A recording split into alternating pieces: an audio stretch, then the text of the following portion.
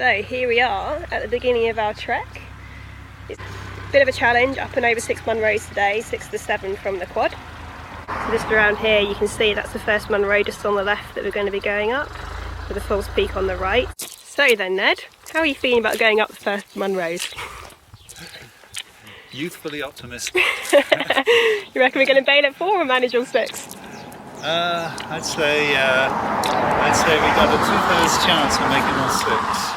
Excellent. See how we go. Through damned perseverance. So we're going to get going and see how we go. It's pretty hot today.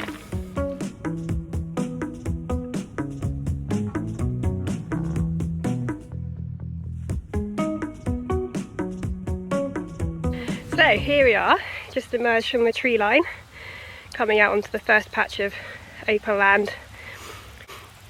So we're now going to start a pretty hard slog straight up to the top of our first Munro, which is at about 1,000 metres high.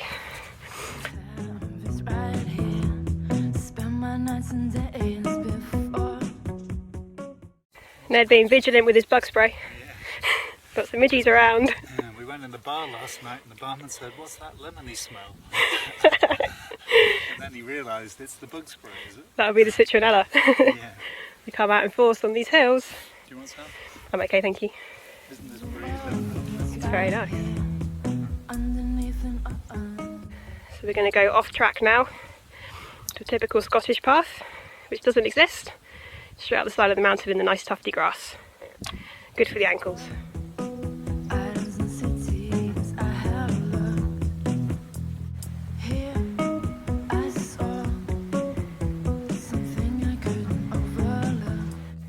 Okay, so here we are, 1 hour into the walk, about halfway up the first Munro, about 500 metres ascension.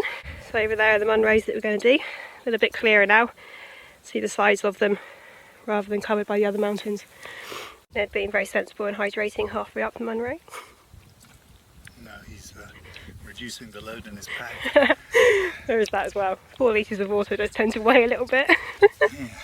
So here we are at the top of our first Munro. Thought it might be a good opportunity to tell you why we're actually up here today. Because although the scenery is pretty stunning and it's a lovely part of the world, there is a bit of rhyme to our reason. I'm actually in training at the moment to head out to Nepal in 2 months' time and start researching for Himalayan peoples projects. First project out there in Nepal. I'll be trekking up to 4,000 metres on their behalf to do some research in a village called Leading.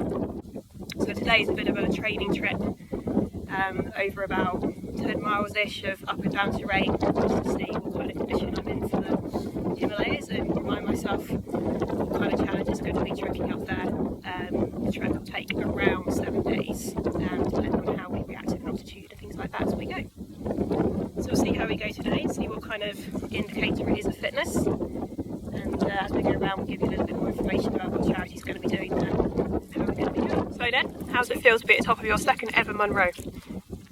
I've doubled my count of Munros and so far. I'm going to double it again in a minute. It's superb. It's the best weather. It's the best hike in Perthshire. And we're the only ones here. Yeah, pretty special. Pretty amazing to be up here on a day like this.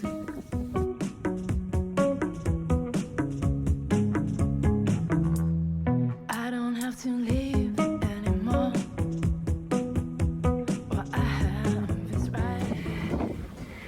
Okay, it's blowing a gale, so we'll be quick. That's where we've just come from, the peak of Munro 1. Straight down that grassy zigzag that you can see there, into the dip. So we're now just coming round on top of Munro 2, which is just over to the left there. Just over there on the left. Should be there in about 15 minutes time. Here we are at the top of Munro 2. Starting to feel it a little bit in the legs, but other than that, still pretty good. We've a quick pit stop here. Nice point down the stairs, keeping us cool. And then we'll be heading over to Reed, it's a nice scramble up to Munro Camp.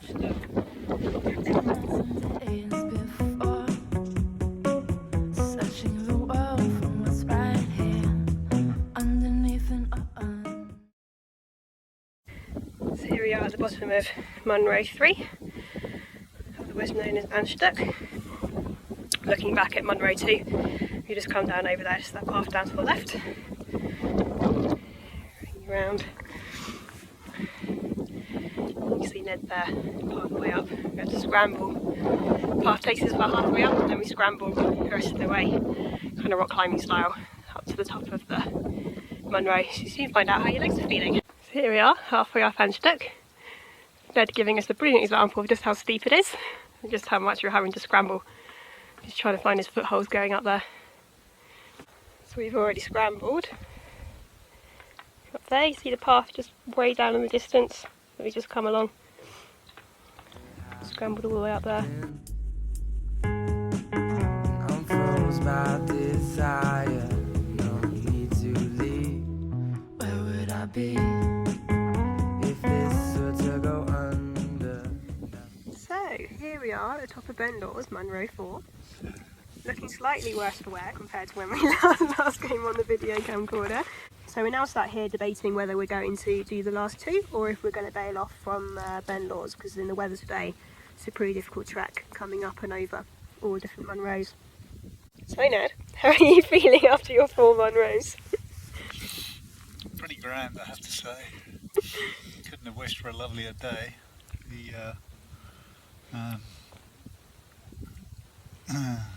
Taking a beating. It was like when we came down off Munro 3 and it was a pleasure to start going up again because the knees had taken such a beating on the way down. And how did you enjoy your scramble up Anshduk? Superb. Too short. Short It was sharp. like the Hillary step on Everest. You've been there, have you? I was guided at Hillary up it. I was at the top. So we've been going for around 5 hours, and we have ascended around about nearly 2,000 metres, which isn't bad for a day's work if we do bail out here. So we'll just have a nice rest and have some lunch and try and recoup. I might take time just to explain a little bit more about Himalayas People Project Nepal, which is the reason why I'm up here today. Putting myself through the mill and seeing how fit I am for the Himalayas. So the charity was founded by myself around 8 months ago now, back in January, when I returned from Nepal, where I volunteered for 4 months, with a school called the Special Education Rehabilitation Centre, or CERC, with disabled children there, working as a physiotherapist. So the last sort of 6, 7, 8 months has been all about getting the charity established. I've been working in Vietnam with the Lifestart Foundation as a physiotherapist, again volunteering in that time. So the plan was always to build things up slowly whilst I was out there preparing to head to Nepal. So I'm now back in the UK, in the Central Highlands of Scotland, doing this walk and having a bit of a holiday, relaxing, before preparing to head up to the Himalayas and into Beeding village in the Rolling Valley. One of my friends lives up there. He was born there and has lived in Kathmandu and India for the last sort of 10-20 years, helping out at various Buddhist centres as an ordained monk. So he's our contact with Beeding village, and he'll be meeting me in Kathmandu in October to trek up with me and show me the way and introduce me to all of the villagers and get to know the culture and the ways in which we can help with the charity, with the villagers there, and making sure we're doing it in a responsible way and helping them in the ways that they feel they need help, and making sure that we're doing it in a sustainable and empowering way as well. So our idea is to go up into the village and get to know the culture there properly over 8 months, which would be a time that I'm there this time to research the area and research what's happening there and what the issues are and what they're struggling with and what things we can realistically help them to achieve, and ways in which we can help them with the poverty they're living with and the difficult conditions and the lack of healthcare they have up there. So at the moment the plan is to go up and research starting a health clinic. Obviously with my physiotherapy background, it seems like the sensible place to start. So we'll be looking into what kind of health conditions are up there, what kind of help they need.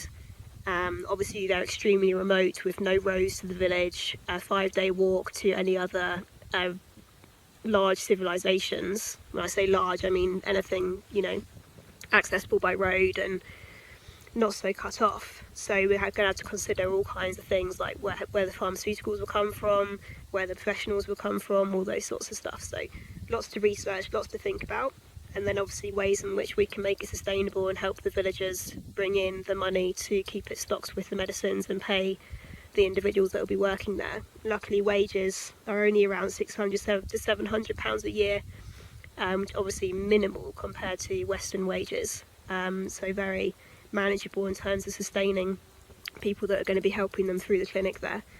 And it will make a big difference. As an example, Yundan, our contact in the village, hiked back up a couple of weeks ago to return home, was planning to be there for around a month, 6 weeks. And he got home and his mother was unwell, and had a headache and just generally feeling just not herself. And it's not like for us where she could pop down to her local doctor's surgery, get checked out, see what was going on. She was in a place where the local medical facilities were a 5-day walk, 7-day walk away, and a 1-day bus journey all the way down to Kathmandu.